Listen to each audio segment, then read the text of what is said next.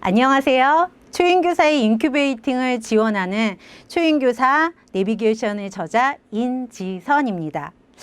여러분, 이 책을 구입하셨나요? 이 책을 구입하신 분들은 지금 저의 강의가 직강 강의가 될 것이고요. 아직 구입하지 못하신 분들은 이 강의를, 동영상 강의를 한번 들어보시고요. 정말 나한테 필요한 강의다 분명히 생각하실 거거든요. 그러면 책을 구입하셔서 저랑 함께 페이지를 넘겨가면서 다시 한번 살펴보신다면 취업에 성공하는 지름길로 가실 수 있으실 겁니다. 이 책 표지 너무 예쁘지 않나요? 저희가 신경 써서 표지부터 시작해가지고 이 안에 여러 명의 박사님들이 함께 모여서 구성한 책입니다. 제가 저를 잠깐 소개해 드리면은, 저는 유아교육을 26년 동안 다른 길 한 번도 가지 않고 휴직하지 않고 유아교육길을 26년 동안 지금 하고 있거든요. 놀랍죠? 네, 저도 놀랍습니다. 제가 26년 동안 유아교육을 할 거라고는 생각지도 못했는데 하다 보니 즐겁고 행복해서 이 일을 하고 있는 것 같아요. 저는 주위 사람들한테 모두 다 추천합니다. 유아교육이야말로 자신이 적성에만 맞는다면 정말 행복한 인생을 갈 수 있는 지름길이지 않을까라는 생각을 하기에 적극 추천을 하고 있습니다. 이 책은 말씀드린 대로 여러분이 교단에 서기 위해 또는 현직 교사에게 꼭 필요한 책입니다. 책의 제목이 초인교사라고 해서 이게 꼭 초인교사에게만 필요한 것일까? 아닙니다. 초인교사 물론 경력교사도 유치원에 대해서 또는 국공립 유치원에 대해서 또는 직장 어린이집에 대해서 여러 가지 것들을 모를 수가 있거든요. 내 전문 분야, 내가 근무하는 지역이 분야가 아니면은 모를 수가 있기 때문에 이 책에는 여러 가지 전문 지식들과 실전편이 많이 담겨져 있기 때문에 함께 하시면 여러분이 유아교육의 전문가로 나아갈 수 있는데 아주 중요한 지침서가 될 것입니다.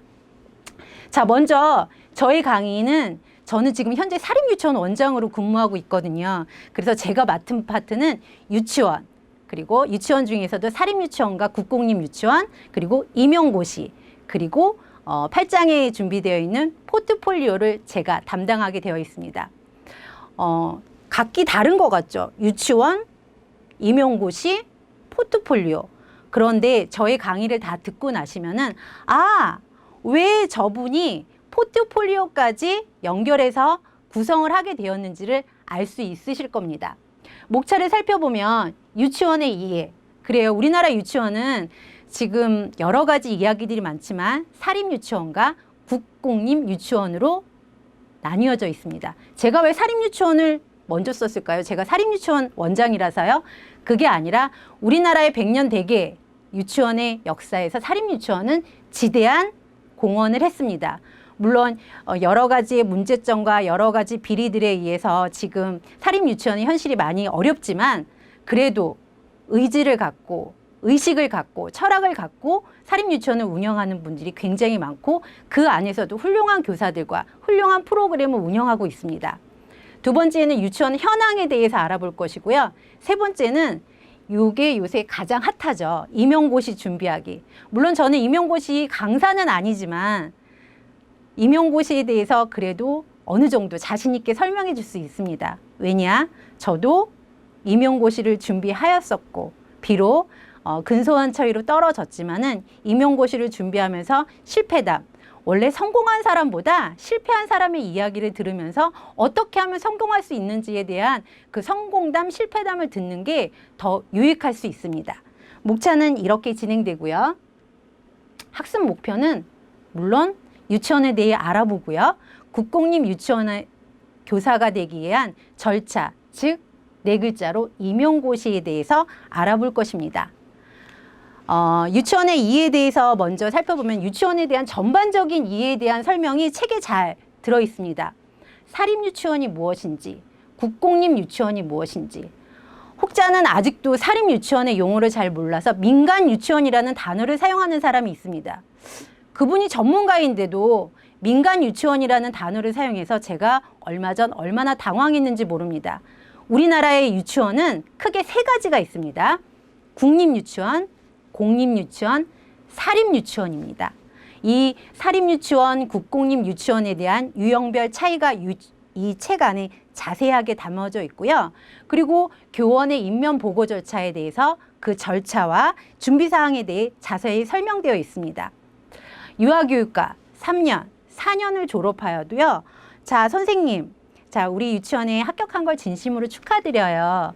그러니 인면 보고를 위하여 서류가 필요합니다. 서류 준비를 해서 2월 20일까지 가져다 주시겠어요? 라고 말씀드리면 선생님들의 낯빛이 변합니다. 도대체 뭘 준비해야 되는 거지? 이렇습니다. 그래서 그런 우리 선생님들에 대한 마음을 너무너무 잘 알기 때문에 제가 책 몇 페이지냐면은 47페이지부터 여러 가지 유치원의 유형과 함께 필요한 인면 보고에 대한 사항들을 자세하게 자격 기준이라든지 이런 것들을 자세하게 담아놨으니 꼼꼼하게 살펴보시면 좋을 것 같습니다. 제가 유아교육 현장에서 일한 지 몇 년 됐다고 말씀드렸죠? 네, 26년 되었습니다. 우리 유치원의 역사는 정말 많이 오래되지는 않았지만 많은 발전을 이루었습니다. 제가 처음에 유치원에 취직되었을 때 저는 그때만 해도 노란색 봉투에다가 월급을 받았거든요. 지금은 선생님들이 호봉이 엄청 높아졌기 때문에 제가 액수를 말하면 정말 놀라서 까무러치실 텐데요. 그때는 그 노란 봉투에 차곡차곡 월급을 받았고요. 지금처럼 이렇게 사립유치원이 많지도 않았고 국공립 어린이집이라는 단어가 없이 새마을 유아원이 있었어요. 그러다가 점차 여러 가지 이제 정부가 바뀌면서 국공립 어린이집의 시설이 확충되고 아이들의 그 유아기, 영유아기의 중요성을 인식하면서 사립유치원이 많아지게 된 거죠. 그래서 교원들도 많이 양산이 됐습니다. 이제 유아교육은 본격적으로 공교육에 진입하게 된 거예요. 공교육. 초등, 중등, 고등은 공교육인데 왜 유아교육은 아직까지 공교육에 진입하지 못했을까요? 드디어 우리 유아교육인들의 힘에 의해서 저희가 이제 드디어 얼마 남지 않은 것 같습니다. 공교육의 반열에 들어가게 되었고요. 그 선두에는 유치원이 있었습니다. 누리과정에 의해서 만 3, 5세 대상으로 획기적인 무상교육이 실시된 게 얼마 되지 않았는데 앞으로 의무교육을 지향하는 공교육의 시대가 얼마 남지 않게 된 겁니다. 자, 그럼 유치원의 유형은 어떠한가요? 우리 선생님들이 잘 알다시피 우리 유치원은 공립, 사립 두 종류, 국공립, 국립, 공립, 사립 유치원으로 되어 있다고 그랬죠. 그런데 앞으로 개선 방향이 있기에 제가 잠깐 소개를 시켜드리려고 합니다. 중요한 것은 유치원은 교육법 기본법에 의해 설립된 학교입니다. 유치원은 학원이 아니에요. 영어 유치원은 유치원이 아닙니다. 그 영어 유치원은 학원입니다. 하지만 유치원은 학교입니다. 교육법, 무슨 법이라고 그랬죠? 교육기본법. 유형별로 우리 책 48페이지에 자세하게 소개되어 있는데요. 공립유치원도 두 가지 종류가 있죠. 단설유치원과 병설유치원. 단설유치원은 저희 책에 나와 있는 것처럼 아주 버젓하게 큰 학교처럼 단독 건물로 지어진 유치원을 뜻하고요. 병설유치원은 학교에 가보면은 옆에 조그맣게 부설로 있는 유치원이 병설유치원입니다. 사립유치원은 두 종류예요. 보통 사인이 설립하는 것을 사립유치원이라고 생각들을 하실 텐데요. 사립유치원은 사인이 만든 것과 사인이 법인형으로 만든 법인형이 있습니다. 근데 앞으로 개선 방향에서 우리가 이번 올 초에 개선 방향이 나왔죠. 공립유치원이 두 종류가 있지만은 단설과 병설 중에서도 단설이 정부 설립과 위탁형으로 나뉘어지면서 점점 확충되어 간다는 소식입니다. 몇 %까지 공립유치원을 확충한다고 했죠? 40% 이상으로 만든다고 했던 게 얼마 전에 이제 정부의 지침으로 내려와서 지금도 많은 공립유치원이 개원을 준비해 가고 있습니다. 사립유치원의 개선 방향은요, 마찬가지로 사인형과 법인형 중에서도 공영형 유치원이 여기에 포함돼서 지금 많이 개선점으로 이렇게 바뀌어가고 있습니다. 2017년도부터 공영형 유치원이 한두 개 정도 만들어지고 있고 지금 공립유치원 같은 경우에는 매입형으로 사립유치원을 사들여서 그곳을 공립유치원으로 만들어가는 여러 유치원들의 변화된 모습을 살펴볼 수가 있습니다. 자, 우리 유치원의 현황입니다.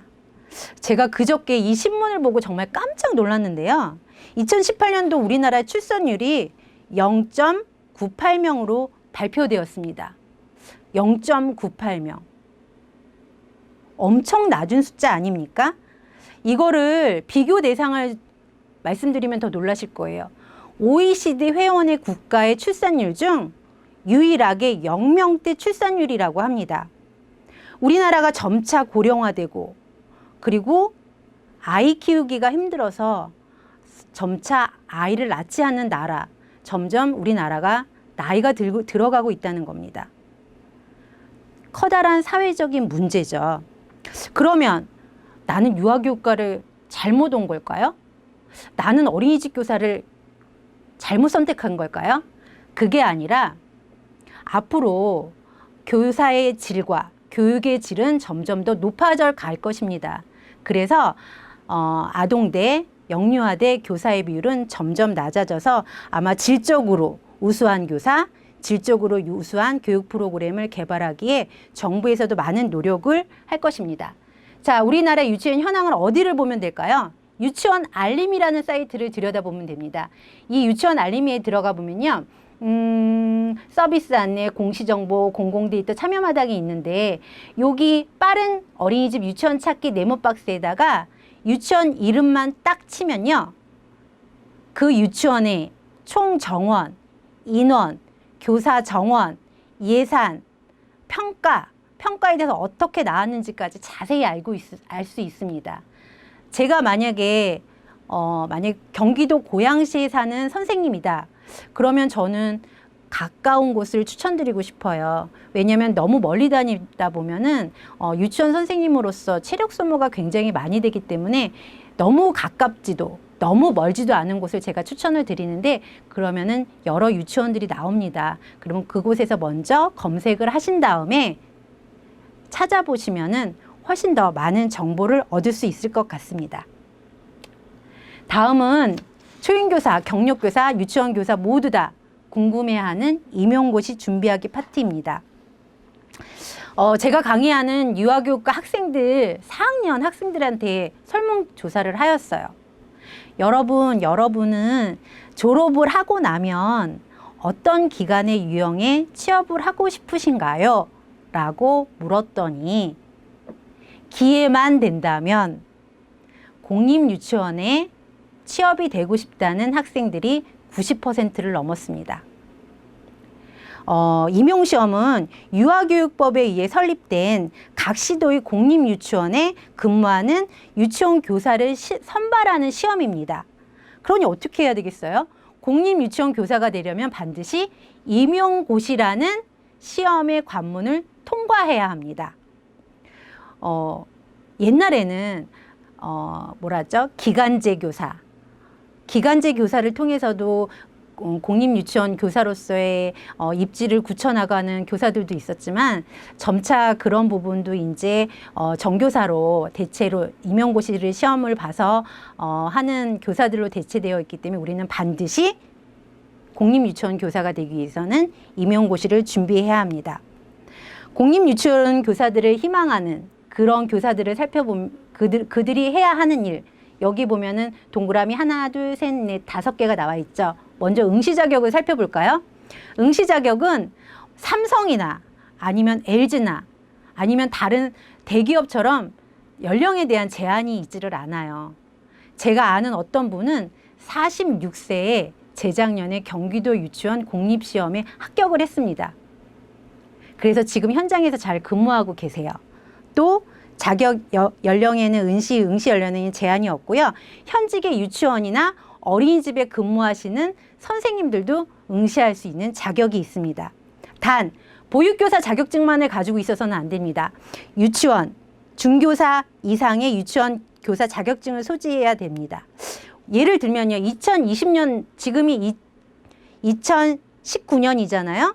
2020년을 예로 들면은 2020년 내 임용고시를, 그러니까 올해 11월이죠. 11월에 보면은 2020학년도 임용고시거든요. 그 임용고시에 볼 수 있는 자격은요, 2020년 2월에 졸업하는 예정자까지 볼 수 있습니다. 여기서 많이 헷갈려 하세요. 나는 아직도 졸업을 안 했는데 어떻게 임용고시를 보고, 자격증이 없는데 어떻게 임용고시를 볼 수 있나요?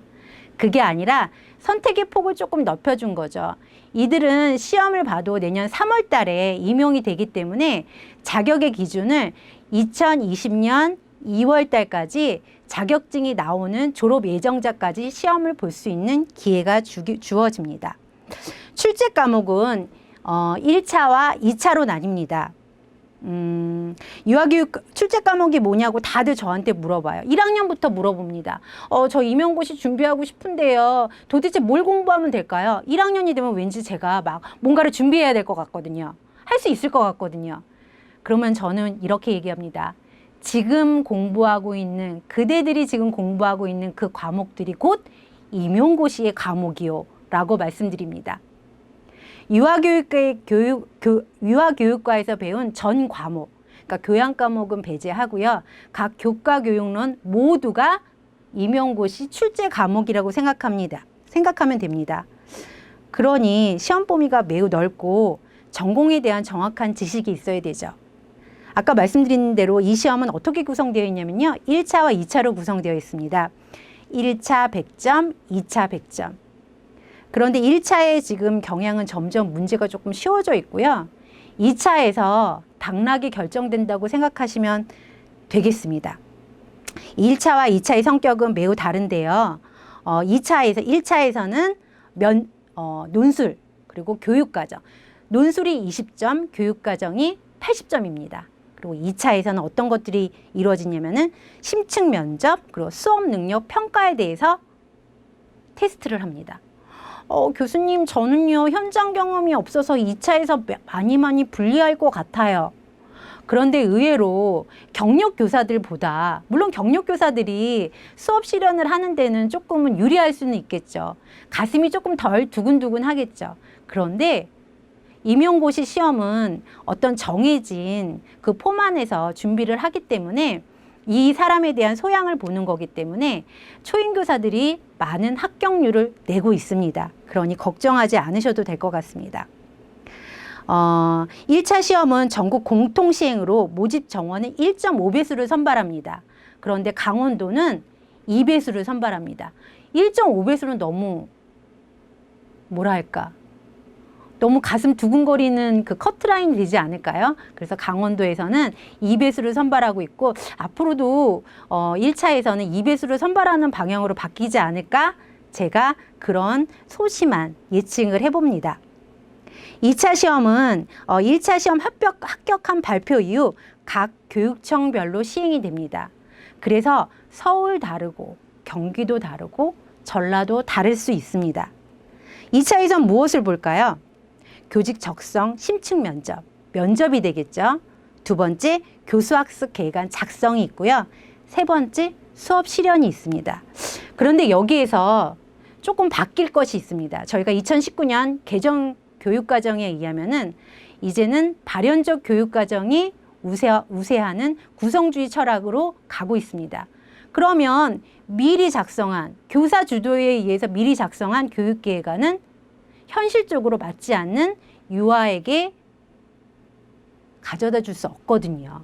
그래서 아마도 두 번째 제가 설명드린 교수학습 계획안 작성은 아마 없어질 것이고, 수업 실현, 수업 설계, 수업 반성, 교사의 반성적 사고를 좀 더 중시하는 그런 2차 시험으로 바뀌지 않을까라는 생각을 해봅니다.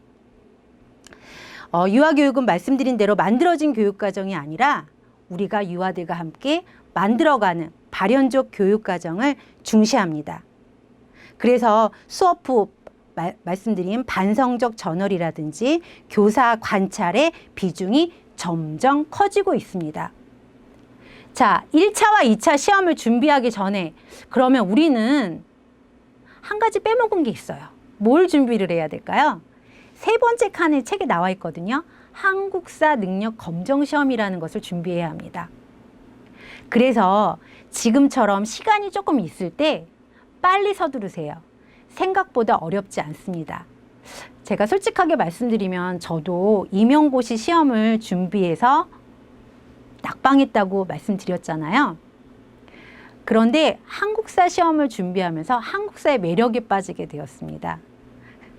한국사를 기본적으로 패스한 다음에 1차와 2차, 그러니까 임용고시의 워밍업이 되겠죠. 한국사를 준비하시고 1차와 2차. 그런데 1차 따로 준비, 2차 따로 준비하실 게 아니라 1차, 2차를 함께 준비하신다면 임용고시에서 준비하는 것에 탄탄한 지름길이 될 것입니다. 공부 방법은 열심히 하는 겁니다. 합격 노하우는요, 예쁜 사람이 합격하는 거 아니고요. 그리고 학교 다닐 때 공부 잘했던 사람이 합격하는 게 아닙니다. 나는 학교 다닐 때 유아교육과에서 장학금 한 번도 못 받고 거의 밑에서 정말로 꼴등 가까이 공부를 했어요.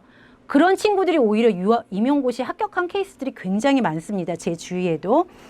단 주의할 건 끈기를 갖고 내가 꼭 해야겠다라는 의지를 가진 사람이라면 반드시 합격 노하우의 지름길이 될 것입니다. 저는 이렇게 생각해요.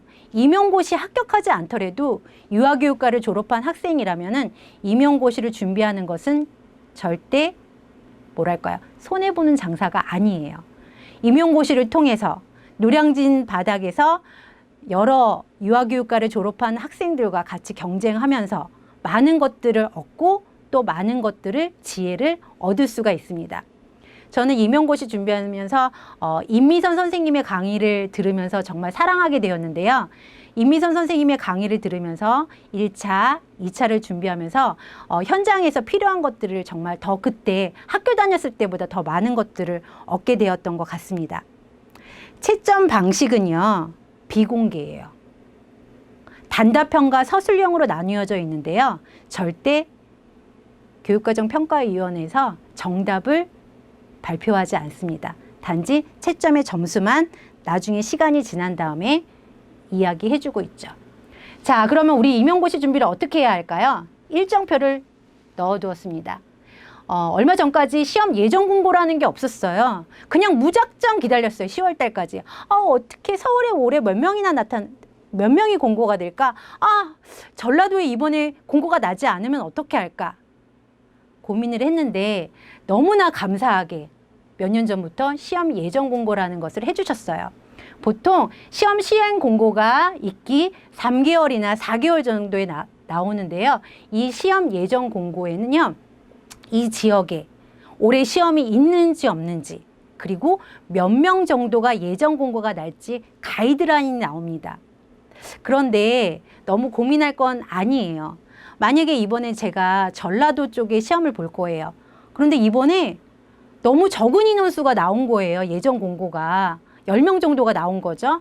걱정하지 마세요. 예정 공고는 아주 최소한의 숫자만 예정 공고가 나오고요. 시행 공고, 그 다음에 원서 접수 시행 공고가 나올 때쯤 되면은 그 배 이상의 시행 공고가 난 적이 대부분입니다. 예정 공고가 5월 중순이나 6월 달에 이루어지고요. 그 다음에 시험 시행 공고는 10월 초에 이루어집니다. 그리고 10월 중순에 원서 접수를 하는데, 이 원서 접수를 할 때 여러분들이 내 지역의 선택을 잘 하셔야 돼요. 내가 지역이 서울에 살고 있는데 내가 좀 공부를 못하니까, 공부에 자신이 없으니까 저쪽 강원도 쪽은 괜찮지 않을까? 커트라인이 낮으니까.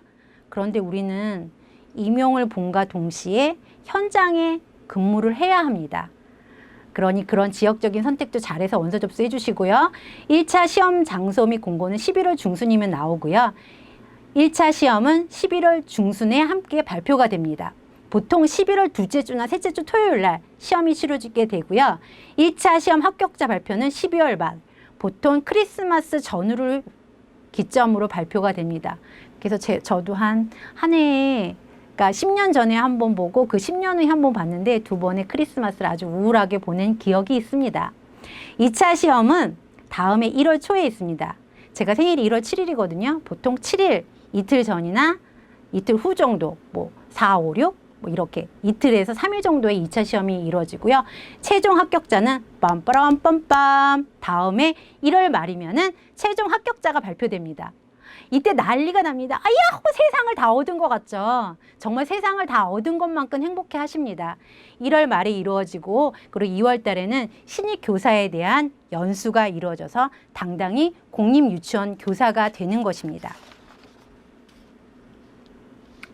자, 이상과 같이 제가 유치원에 대한 여러 가지 전반적인 이해와 또 사립유치원, 국공립유치원, 더 나아가서 국공립유치원 교사가 되는 임용고시에 대해서 자세히 설명해 드렸습니다.